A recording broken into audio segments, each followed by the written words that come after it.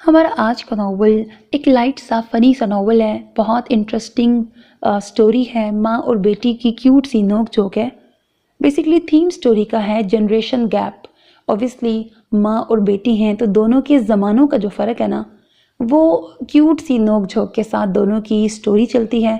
ज़ाहिर है माँ अपने ज़माने के मुताबिक अपनी बातें करती है और बेटी मॉडर्न ज़माने के मुताबिक अपनी बात कर रही होती है। तो जो दोनों की क्यूट सी तकरार होती है ना, और फिर उसमें हीरोइन के फादर का क्या रोल होता है, वो किसकी साइड पर होते हैं और किस तरह से वो इन दोनों की नोक-झोंक को एंजॉय करते हैं। काफ़ी अच्छा मुझे लगा। लाइट सा है, मतलब कोई हार्मफुल इस पे बात नहीं है, या ये कह लें कि इनमें से कई ऐसी बातें हैं जिनसे हम भी रिलेट कर पाएंगे, क्योंकि ज़ाहिर है हम और हमारे पेरेंट्स में भी तो एक जनरेशन गैप है ना। तो रियलिटी टच भी है नॉवल के अंदर। कई ऐसी बातें हैं जो कि वाकई पहले के दौर में कुछ और होती थी और अब के दौर में कुछ और होती हैं।